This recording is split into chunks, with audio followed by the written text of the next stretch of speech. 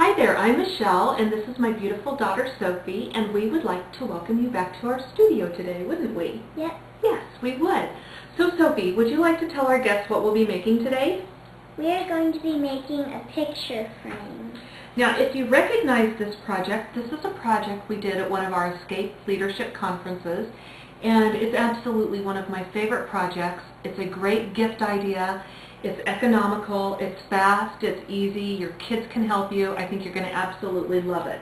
Don't you think they'll love it? Yeah. Yeah. So should we get started? Yep. Okay.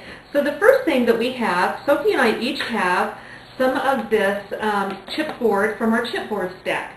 Now it comes 4.5 by 5 3/4, but we've cut ours down. We had some pieces that had some bad edges, so we just cut it down to 4 by 6. You could use the whole thing, but if you've got a smaller piece, you can do it with either size. It works so great, doesn't it, Sophie? Yeah. So let me give that back to you. We have 2 pieces of our Willoughby cardstock that we've got in a different pattern. We have a frame from our Natalie accordion album kit that we'll be using. We have a piece of clear acetate. We have some burnt umber ink. We have some Java walnut ink. You can just use the regular walnut ink colors, great for this as well. We've got some little embellishments like some clips and some little metal frames, some E6000, and we've got some zip dry and clear plastic frames that you can get at any discount store really cheap. Right, sister? Yeah. Right. Okay, so let's get started here. We're going to take this, we've got a dauber on the end of our Java ink, and that's the first thing I do when I get these. They come with a little spray attachment on there. I hate the spray because it spatters everywhere, but I love these daubers. And you just dab it to get it going there, and then this is the fast and easy way to get rid of those the color of your chipboard and make it match any project. So you just go around all the edges and just a little bit on the inside. So do you want to start working on your project there, Sophie? Get that one going? Okay. Now I've already done my piece here, you can see, and I've done it on the front and on the back. So mine's ready to go. I'm going to take these 2 pieces of cardstock that I've got. I'm going to take some of my zip dry, and I am just going to take my zip dry and I'm going to put some right along the edges of my chipboard stack here.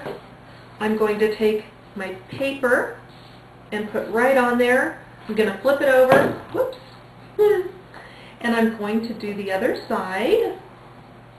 Now something else that I did, or that I would recommend that you do, is to take your burnt umber ink pad, and I just go right around the edges of my cardstock, just like that, just to get rid of the white edge. Or you can take your stipple brush and just stipple along the edge as well. So I'm going to go ahead and put this back onto my piece of chipboard. Now you can use a brayer and just roll across it to get those wrinkles out. A brayer is really great. If you don't have a brayer, just work it really good with your hands. Get it just nice and flat, all those edges.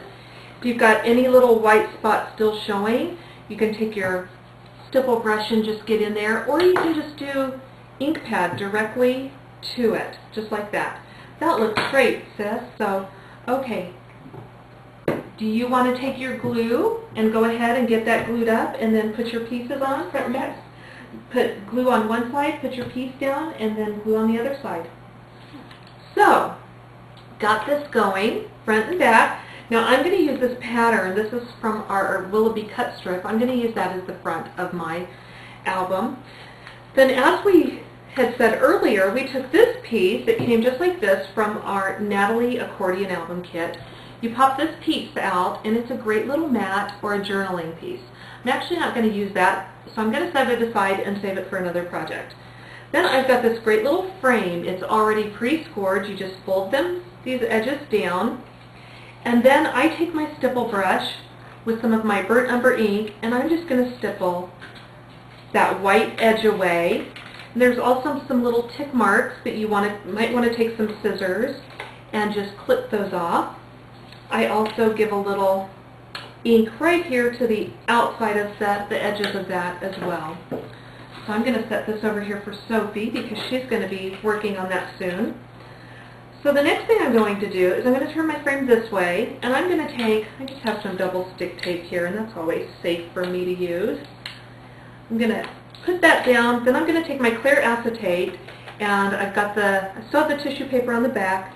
I'm just going to set it right in there on my frame because it gives it just a great polished look. Then I'm going to go ahead and remove that acetate. Now if you're making this for a gift, you might not have a photograph yet to put in there. So a great trick is to take your tape, go ahead, put a piece there, and then on one side of it, go ahead and stick this side down, just like that. And you can take and add a little stippling there. But that's how that'll look. This side is nice and taped down. That's going to be the top of our photo frame. Okay, so now I am going to take, you don't have to use double stick tape for this. You can use anything you like. But if you are using double stick tape, remember that we've designed all of our little flaps the perfect width for your double stick tape, so you don't have to cut it in half. You don't have to do any trimming. It's just really easy, ready to go. So I'm going to go ahead and just tape all of my flaps down. And I've got my flaps all with the tape on them, and now I'm just going to decide where I want to put this on my frame here. And I'm just going to go ahead and tape it down. Okay, sister, maybe I can have you help me now. How does that sound? We've got this far. Now, this little piece right here is fun to take. And I take some of my Reese and Woodrow ribbon. And it's great because you can just take a piece and boop it right through here. So as you can see, Sophie's taking some of our Reese and Woodrow ribbon, and she's stringing a little bit right through there. Well, let's just do that one. She's stringing that right through there. Do you want to hold that part for me? We're just going to tie a knot. Just like that. We're going to trim these edges. And then Sophie's just going to clip this on right to the, you want to remember where your top is. She's going to clip it on right here to the top of this piece. So you want to go ahead and do that, Soph? And I'm going to get our frame and our E6000. Okay. What we're going to do now is we're going to take our E6000 and we're going to put it on the back of this. Just like this. Doesn't take a lot, but you want to get enough on there to make sure it's going to stick. And I love these little tubes. I just get these little trial-size tubes in the hobby store, and they're perfect for what we do. Then, Sophie, do you want to hold the back of that right there with your hand? I'm just going to take and set this right on here. That looks really good. Now, do you want to give that some little pats there and hold that, make sure that's nice and secure? Then I'm going to take this tag from our Willoughby collection, and you can write in the last name on there. You could leave it blank so that they could embellish it. And I actually cut it down to size so that it fits right in this little bracket here. And then you take this, you want to put in your little brads. Now it's actually easier, see, I'm always missing steps. It's easier if you put this piece on before you glue this down, isn't it? But I do this so often that I'm a pro at doing it like this also. You just go ahead and push them down and then just use a little adhesive, cut this down to size, use a little adhesive, and then you can just adhere that right under there. And what you end up with is a beautiful little piece that looks like this, and your friends and family and loved ones can just insert their photographs in and out of the top up here really easily. I think that's a great project, don't you? Mm-hmm. Uh-huh. What do you think? Are you going to come back and join me again sometime in the studio? Yep. Yep. Well, thank you. I appreciate your help today. Well, thank you, and we look forward to you visiting us again in the studio.